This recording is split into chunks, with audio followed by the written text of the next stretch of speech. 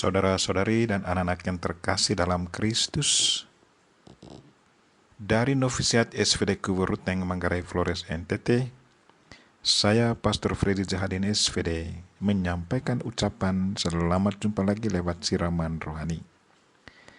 Hari ini Minggu 15 Mei 2022. Injil hari ini diambil dari Yohanes bab 13 ayat 31 sampai 33, ayat 34 sampai 35.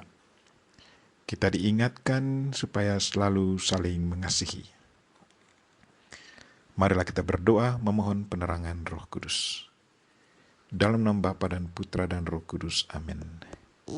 Tuhan dan Allah kami bersyukur kepadamu karena Engkau sudah mengajar kami untuk saling mengasihi dan saling mengampuni. Karena contoh hidup dan ajaranmu, maka kami para pengikutmu selalu berusaha untuk menghayatinya dalam hidup harian kami, walaupun terkadang kami gagal. Tuhan, bantulah kami agar kami selalu sanggup menghayati dan mengamalkan ajaran dan contoh hidupmu dalam hidup harian kami. Tuhan, utuslah Roh Kudusmu, terangilah pikiran dan hati kami, agar sabdamu yang akan kami dengar dapat kami pahami dengan baik, dan isi pesanmu dapat kami hayati dan amalkan dalam hidup harian kami. Doa ini kami sampaikan dengan perantaran Kristus Tuhan kami. Amin. Tuhan sertamu dan sertamu juga. Inilah Injil Yesus Kristus menurut Yohanes. Dimuliakanlah Tuhan.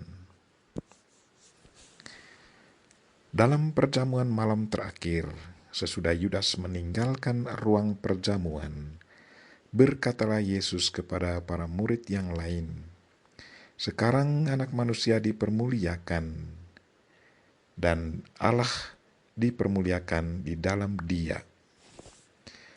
Jikalau Allah dipermuliakan di dalam Dia, Allah akan mempermuliakan Dia juga di dalam dirinya, dan akan mempermuliakan Dia dengan segera. Hai anak-anakku, tinggal sesaat lagi Aku ada bersama kamu. Aku memberikan perintah baru kepadamu, yaitu supaya kamu saling mengasihi. Sama seperti Aku telah mengasihi kamu, demikian pula kamu harus saling mengasihi. Dengan demikian semua orang akan tahu bahwa kamu adalah murid-muridku, yaitu jikalau kamu saling mengasihi." Demikianlah sabda Tuhan. Terpujilah Kristus. Saudara-saudari dan anak-anak yang terkasih dalam Kristus, tema renungan kita hari ini ialah saling mengasihi. Injil hari ini mengingatkan saya akan pengalaman nyata dari seorang pastor misionaris, pastor tua di daerah misi di Papua New Guinea. Seorang pastor tua ditodong di jalan oleh beberapa perampok. Pembantunya melaporkan kejadian itu kepada polisi. Polisi datang ke pastoran meminta pastor untuk menceritakan apa yang terjadi. Sesudah menceritakan apa yang terjadi, pastor katakan kepada polisi, "Bapak-bapak tidak usah mencari mereka. Dalam doaku saya sudah memaafkan mereka. Mereka merampok karena mereka kekurangan. Mereka membutuhkan uang dan makanan. Saya masih punya uang dan makanan. Banyak umat paroki yang membantu saya. Saya berdoa semoga mereka bertobat dari cara hidup seperti ini." Sewaktu ditanya, apakah pastor marah kepada mereka? Pastor dengan polos katakan, "Saya tidak marah, tetapi saya sedih melihat cara hidup mereka. Saya berdoa semoga mereka bisa mencari cara hidup yang sepadan dengan ajaran agama dan susila kemanusiaan."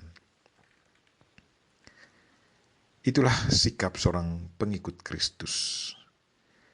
Bukan mata ganti mata atau gigi ganti gigi yang ditunjukkan, tetapi kasih.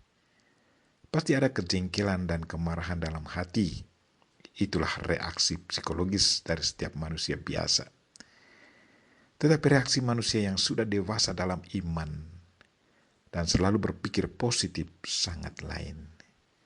Dia selalu melihat sisi positif dari apa yang dibuat orang lain dan selalu mencari jalan positif untuk menanggapi perbuatan negatif mereka.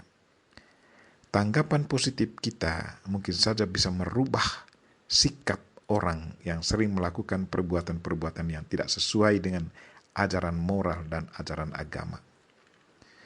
Saudara-saudari dan anak-anak yang terkasih dalam Kristus, sesudah Yudas Iskariot meninggalkan ruang perjamuan, Yesus Kristus memberikan perintah baru kepada para murid-Nya. Katanya, "Kamu harus saling mengasihi, sama seperti aku telah mengasihi kamu.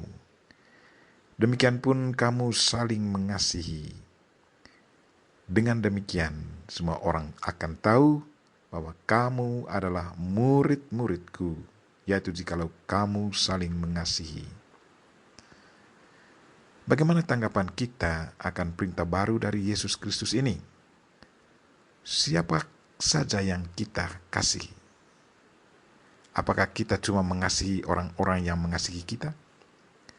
Atau kita juga mengasihi mereka yang kadang menyakitkan hati kita? Kalau kita sanggup mengasihi orang yang sering menyakitkan kita, itu berarti kita betul-betul murid Kristus dan sudah sanggup mewujud nyatakan cinta Kristus. Tetapi kalau kita hanya mengasihi mereka yang mengasihi kita, itu berarti kita tetap tidak bedanya dengan orang-orang jahat yang hanya mengasihi sesamanya yang jahat. Marilah saudara-saudari dan anak-anak yang terkasih, kita berdoa semoga Tuhan selalu menguatkan dan menggerakkan hati kita untuk selalu mengasihi sesama tanpa membeda-bedakan latar belakang dan statusnya. Kita memohon Bunda Maria untuk mendoakan kita. Amin. Marilah kita mohon berkat Tuhan. Tuhan sertamu dan sertamu juga. Semoga saudara sekalian dan mereka yang kita doakan pada hari ini, secara khusus mereka yang sakit, dan segala aktivitas kita sepanjang hari ini diberkati oleh Allah yang Maha Kuasa, Bapa dan Putra dan Roh Kudus. Amin.